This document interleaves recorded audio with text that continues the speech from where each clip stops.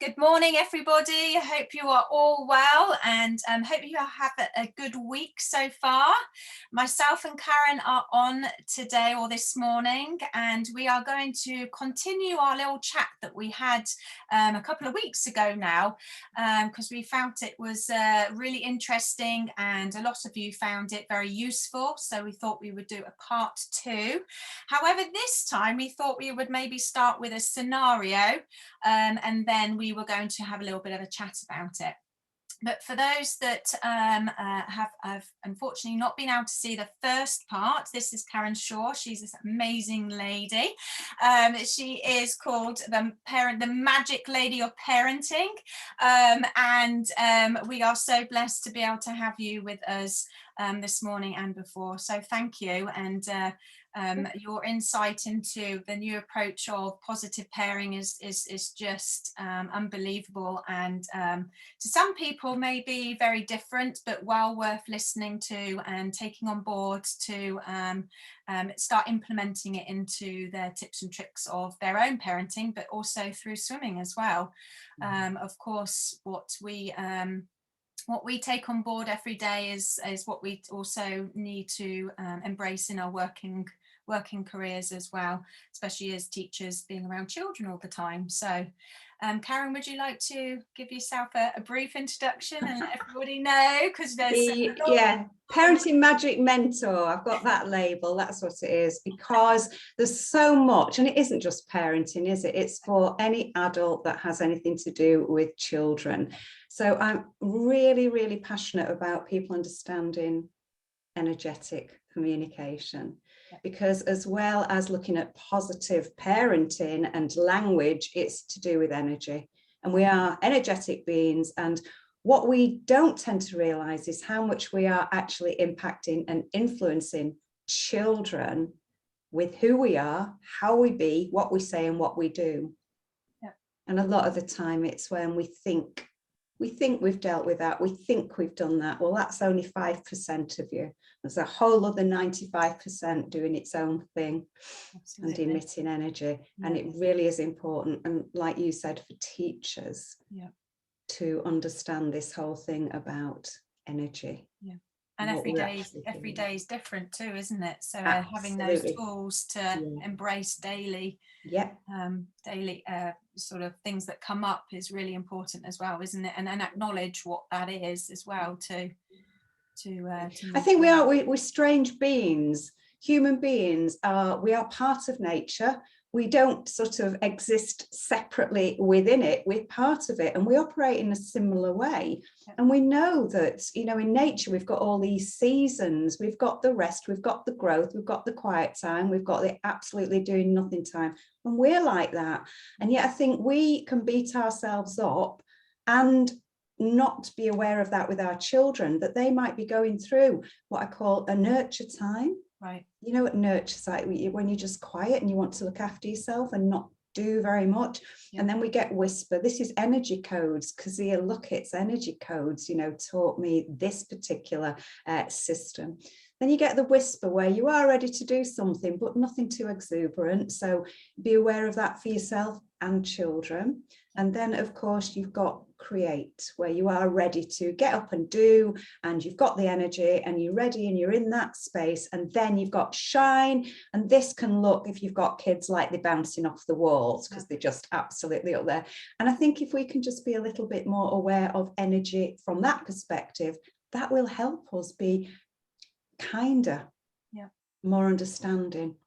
And of course in the swimming world, because we have, you know, the different age groups but abilities as well, that comes with not just only individuals being as they are, but then you've also got the added of you know, the groups and the ability. Some are mixed ability, so the teacher has to deal with that, but then they also are mixing in with confidence levels as well. So all that different energy in itself is really quite tricky, and it's being able to then have that toolbox to be able to pick into, isn't it? And you can't get it right all the time though, can you? So not beating ourselves up for not being perfect, 'cause of course we can't be, but like you said, it's being aware as to Awareness is the first point, isn't it? To even have heard this or think about it, you know, you might not have before. The awareness, and it's being calm and being present in that moment. Yeah. It's the best way to deal with everything. Yeah. I think, you know, when teachers tend to be nervous and stressed about certain situations that may come across, they themselves, of course, have built up that energy, haven't they?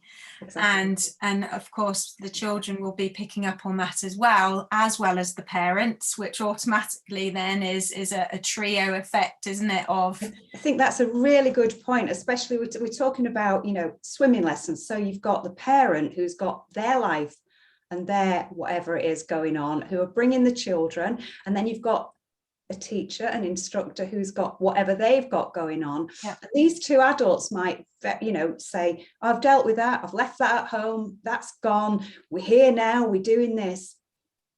The energy's still there. Yeah, I think this is crucial. You've still got that energy in you. You have brought that energy to the table, to the pool. Yeah. And this child, especially children, are so susceptible to feeling it. Yeah. So they're not just there picking up the parents, it's the teacher, and then it's the rest of the group, and it can be a really stressful environment. Yeah. And to at least be aware that the energy of it is going to affect their behaviour. Yeah, absolutely. And so, you know, I say this often, a child never ever does anything without there being a very good reason for it. Yeah, absolutely. And then I was going to say on top of that then, that swimming teachers also have this massive big list that they have to tick the boxes in. So not only are they focusing on trying to maybe calm the situation, but they're also having eyes on them of enabling that child needs to be progressing. And if they don't, well, we've paid a lot of money, and you know, it's tough. Yeah. It's tough to get the balance right. You know, for me, the ultimate goal, the end result is for everyone to be happy and safe and enjoy things, and not have the stress, the children or the instructor, of what all that other stuff brings with it, the tick boxes and the time pressures. I know that they're there, and I don't mean to be disrespectful at all, but sometimes I think if you're in that position, I know I have to say, so what's going to happen if I don't? Yeah. What's the worst that can happen? You know, ultimately, if everyone's safe and everyone's all right, and they will learn eventually and they will get there, it's to take the pressure off the whole. Yeah. I think, the whole ethos of it, isn't it? Because I think swimming's become very fearful for parents. Yeah. You know, you all you see is all this negative part of swimming. Well, you need to have survival lessons because your child will die if they don't. Well, that's fear. You know, you're learning. They're learning through fear, and for me, it's just, why don't we turn it into a positive way of saying, you know, it's actually a lifelong skill to learn, but we enjoy the journey through it, rather than saying, well, if they don't learn to roll on their backs, then that's it, type of thing. You know, it's. Absolutely. Because I've worked with a number of children and babies coming from these survivals, and I'm not disrespecting any of these, because for some parents they feel that they need to do that, and I'm not, you know, saying that they shouldn't, but again, there are other options. That's what I'm saying, is that there is a good way of doing it. And, you know, babies do go to these survivals, and it is painful to watch and to hear, because they are constantly crying throughout. They do 10 minutes and every day. And the parent is sat on the side saying, oh, well done, you're doing great. But then in the meantime, they're crying and they're gurgling and they're being forced onto their backs when they're not being, you know, and it's, and then they're fearful of showers and putting any type of water on their faces after that. And so it's, you know, the fear is there, and even at a very young age, that child knows that their needs are not being met, because what they need in that moment is the security and the love and the reassurance. Now, I know you've just said they're reassuring them they're doing well and it's all right. this baby's there going, no, it isn't, not. no, it isn't, no, it isn't, I'm not enjoying it. And what happens is, in those moments that they're doing something that they're not enjoying, that they're being forced to do, then they have that fear, or that not liking it, or that uncertainty, or that powerlessness, or that fear of being ignored, or all sorts of things are then being programmed into that child, that baby. Yeah, yeah. And then it might not show up. You've just said, you know, at home they might not want to take baths or showers and they don't like water. Well, it makes sense, isn't it? It's like, this person who loves me is imposing this and a reminder of this on me, even at home. Yeah. And it's to be aware of what we're doing. And the interesting thing for me is that they may well seem to cope with it and be all right. I know the energy gets trapped in the body, and then it could show up later in life in a completely different, what looks like unassociated thing. Right, absolutely, yeah. That's what happens with phobias. You know, phobias aren't usually about the thing that they've got a phobia. It won't be cotton wool and it won't be the birds, but if you just trace it back, something has triggered an emotion in them and they have attached it to that. Yeah. I had a little boy that came to started at my swimming lessons, and as soon as they started driving into the car park, he could start smelling the chlorine. Yeah. And for him, that was it. That triggered a negative thought about going into swimming lessons. So I had to take quite a long time to entice him, or, you know, he came in begrudgingly, but we took a long time, just poolside first, just to show him what was going on and that what the lessons were going to be like, in order for him to think, oh, okay, it wasn't what I remembered. Or, you know, his senses obviously, you know, were on fire, weren't they, from what he was, and then that energy and remembrance of what he was feeling before, wasn't it? Yeah, that's exactly what it is. And I think what we do is, you know, it's, if we can just reassure them and let them know that their concerns are being listened to. Yes, because we dismiss it often. We say, don't be silly, or it's all right. And it's like, look, if we can at least be on their level and really, really connect and say, I understand, and be just more loving and caring. In fact, that's one of the scenarios you were talking about, where the mother sort of dragging the child in, I've paid for it, blah blah blah. Yeah, absolutely. Yeah. So so, you know, just even he didn't want to get out of his seat, you know, in the car. And of course, you know, the parent was just like, no, and time crunch as well, of course. You've got to be there for a certain time. Got to be dressed and ready poolside for X amount of time. And if you're battling, then the parent's getting aggravated and annoyed and frustrated, and and it's that already again, isn't it, of forcing them out to go and do something, and then they're in the environment that they don't really want to be in that particular time anyway. Some children will just go through emotions because they have to, and some children will resist more, won't they? You know, and maybe they will put up their barriers and say, no, I'm not doing this, whereas other children will go through quietly and just sort of go through the motions, but really not enjoying it. Not enjoying it. And we know this. How do you learn best? When you're having fun, when you're enjoying it. We know it. What can happen as well to parents, you know, it has happened to me. I am a parent. I've had 3 boys, and we say things that are so irrelevant. You know, the child is not, you know, I've paid a lot of money for this. This has cost me a lot of money. We haven't got the time to do it. And it's like, I have no idea. No, don't care. It's got nothing to do with them. And so that isn't going to help. No. Is it? You know, bringing that energy of that kind of thing to them doesn't help. No. It is, as I say, connecting as best we can and encouraging. Yeah.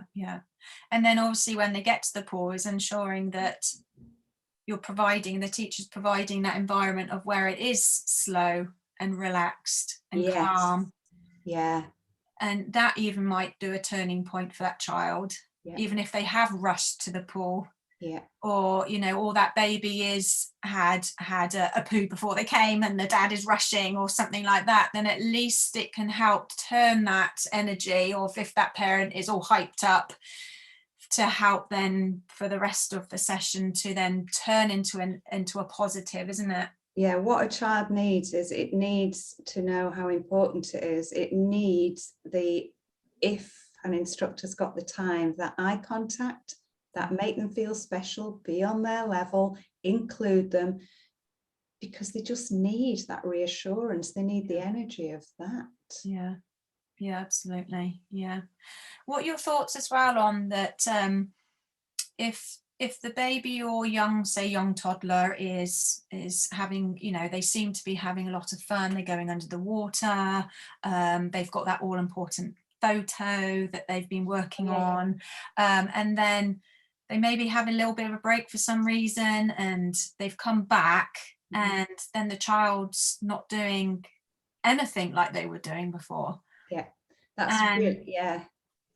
And the parents are almost like gobsmacked, as if to say, but we were doing that and they were totally fine with it. Yeah. And even at home in bath time, they were totally fine. And then all of a sudden they've turned and they're not doing it anymore. Why aren't they?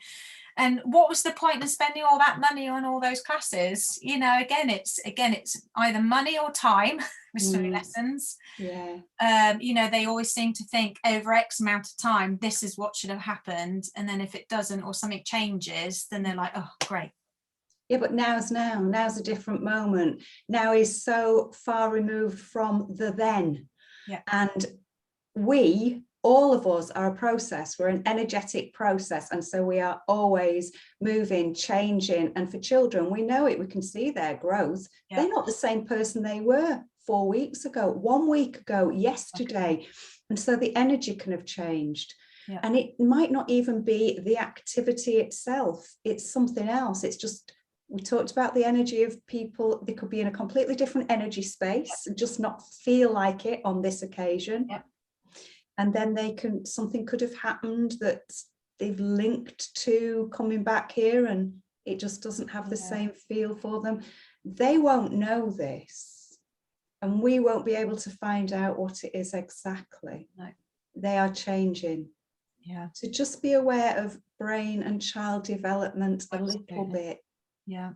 Yeah. You know, it helps us without especially the instructor getting worked up, because it's no reflection on them or their teaching, is it? You know, the child is the child, and then poor parents saying the things that you've said before. It's not relevant. No. But it's hard, isn't it, to remember that. If they've got in there and they're feeling some emotion, then emotion just means energy in motion, and that's going through their body, so they won't feel like doing that activity. Yeah. And the interesting thing for me about emotions is we have a whole scale of them, don't we? And we know how different they feel in our body. We can feel the frequency, we can feel a different vibration. Do you know there was a first time, Helen, first time ever that you experienced disappointment, sadness, jealousy, anger? Bet you can't remember it, because I certainly can't. So we're dealing with children who are having these experiences for the first time. Yeah. And they're going, I don't know what's happening. I don't understand this. So even a new feeling can be frightening for them. They aren't going to be able to verbalize what it is. No. And the last thing that we want to do is be impatient with them. Yeah. Or, you know, try and bully them into. Absolutely. And that classic thing, you know, very quick scenario. I know my youngest, you know, is on the autistic spectrum, and he hated showers, hated them. Yeah. And I remember his dad once taking him and making him have a shower. Yeah. And Eden cried all the way through this. And his dad was saying, it's all right, it's fine, isn't it? And when he got out and he was drying him, he said, see, that wasn't so bad, was it? And it was awful. Yeah. And that did no good. You know, it didn't help at all. It was just, and so forcing our kids, just because they get through it and you go, see, you've survived, you're all right. Yeah. We are doing untold damage. Yeah. Oh, absolutely. Because we sort of give tips as well. Well, most swimming teachers would give tips possibly at home to do in the shower and things like this. And a lot of swimming teachers will just get a really big cup, and then they will just put it all over their faces, all over, without even, I mean, some do a cues, they'll say ready, and then they'll plonk it on. Yeah. But for a child, they have no idea how much is in that cup. They don't know when it's going to stop. But then they're taught to practice this then at home. And then they come back to swimming lessons and say, oh, well, they used to enjoy bath time, but now they don't. But because you're trying to give them tips to be able to do at home, but then they're not providing the correct tips to do at home to then transfer over to swimming. So then it's even worse. So then they're even sometimes doing it more of a damaging effect, because they've tried these things at home. Oh, they're not washing their hair anymore. I'm not surprised. Yeah. And then they start making these they've got these caps now that you can buy, that stops the water going down their eyes. So essentially shampoo going in their eyes. But if you actually wash their hair, it's actually really, so for my son, he lies on his back, I put all the shampoo in his hair, he lies back, and I actually do a little bit of a massage on his head to get out. And if you do it that way, and then if some water does go through down his face, then he does ask for a towel. And I'm just like, okay. Whereas most people will say, no, don't use a towel, don't wipe his eyes. Or they'll be like this, trying to, it goes from one extreme to the other. No, it's difficult. And, all children are different, Yes. be aware of that. And I think we know our own children best.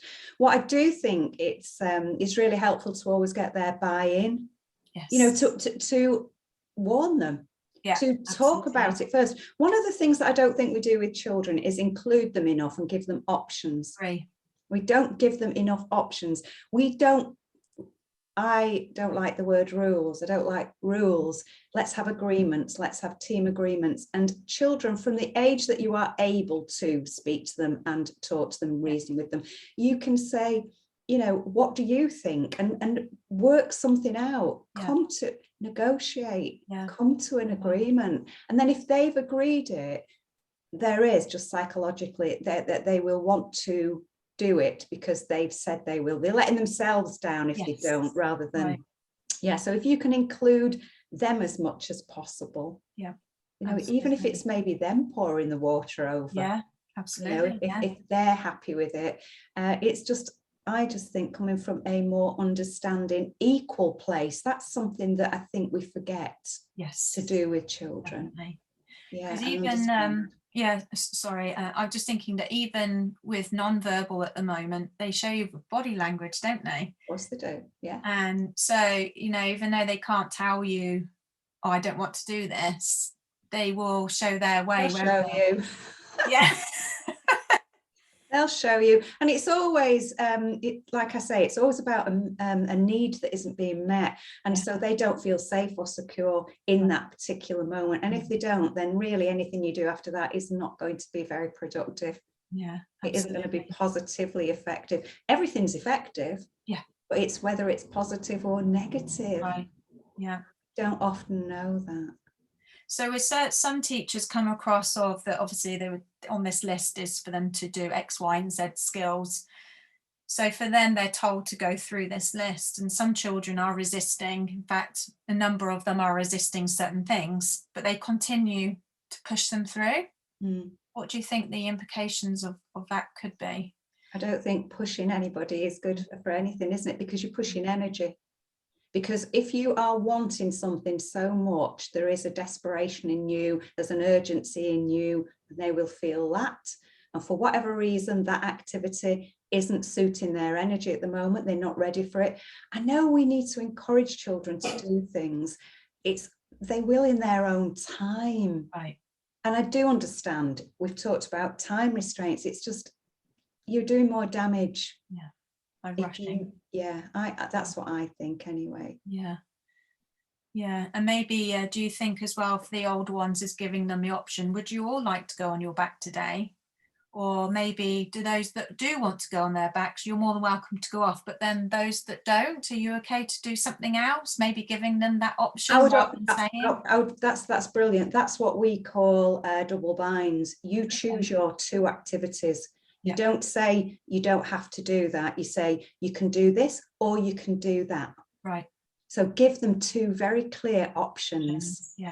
And then you are as pleased. They've made a decision, they're more in control, and you will get them doing one thing that's important in what you're teaching. Yeah, yeah, because a few once they've mastered going under the water, they love to then just want to keep going under the water. And of course, you know, they do that, don't they? They tend to keep going until they've mastered that skill, which is really interesting to watch. But then it's almost saying that's all they want to do. So the teacher's almost like, well, no, you can't do that anymore. But it would be nice to say, well, you could do that maybe throughout, maybe you can go down the water and go under and then come back. So almost like they're doing, again, giving them those two options. I think that, you know, I'm not a swimming instructor. I don't know what you're actually teaching. Maybe there's going to have to be more time spent on a lesson plan and working ways around incorporating all the things that you are aiming to get into the lesson, you're aiming to teach them in a more creative way. Yeah, definitely. Because nobody is the same. And so to have, I don't know whether it is like this, you've got this list and you've got to do that and that. Yeah. Be creative, maybe bring that at the bottom incorporated with something at the top. And once you get to know a child and you know their strengths, it doesn't take much imagination to know how to get them on board and how to encourage them, does it? No, that's it. Absolutely. Yeah. And I think as well is that when you provide that environment, they'll want to keep wanting to come back. You're not going to have, you know, and then if the parents see that they're happy and enjoying themselves, I think that then hopefully will then overturn this fear into them, hopefully. But if they're saying, oh, they're really enjoying their swimming lessons and they are seeing then the progression, rather than the constant battle of, oh, little Johnny, he's not doing that skill set, and that teacher's, you know, trying their best to force them to do these things, but it's not happening. So effectively they're actually going backwards. Which happens quite a lot as well, is because the teacher is forcing that issue of having to go through the motions rather than what you're suggesting of being flexible.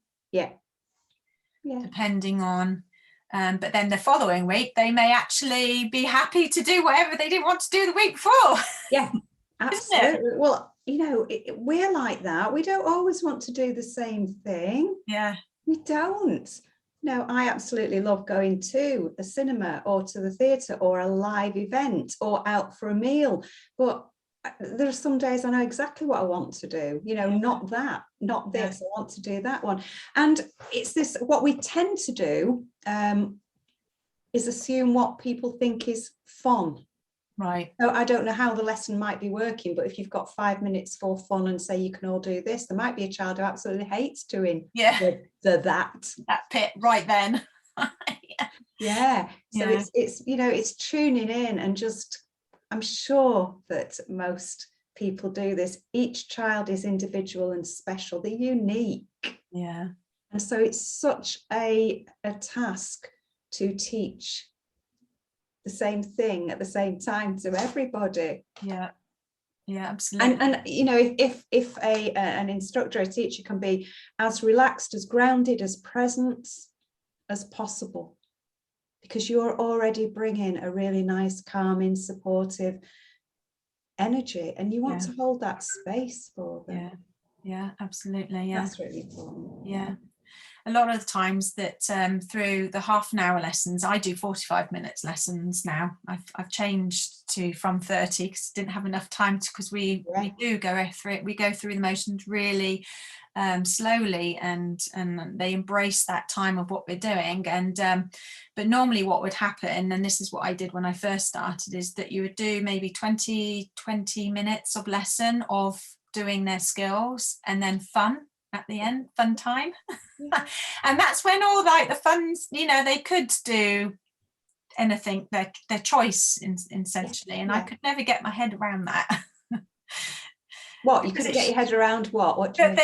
They separated a bit, like they separated the work and then the fun. Oh, so you mean, yes, Whereas for me, it should be the fun and way work through. together. But they're It's learning. fun and we're learning. Yeah. Yeah, to make it be a really fun environment that they want to, because they feel the pressure of it being learning, something they have to do, something they've got to do, something they must do. There's so much pressure on them. Even if it's unspoken, it's there. You know about energy and atmosphere. You can feel it. Yeah. And if you think that that atmosphere is going on in swimming baths, in a pool, it's so many people carrying that energy. Yeah. Oh, absolutely.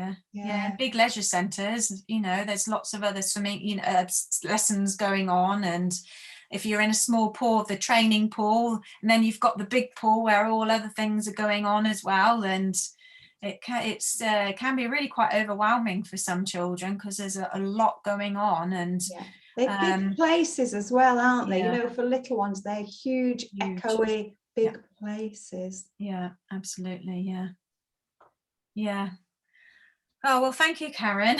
You're welcome. You're welcome. I just hope that has been quite useful. Yeah, no, I think so for new teachers coming through, that they've done their training and they've done their training to learn to teach to swim, and mostly swimming teachers have either been a swimmer themselves, and they're continuing because obviously their passion of swimming is there. So that's generally the case.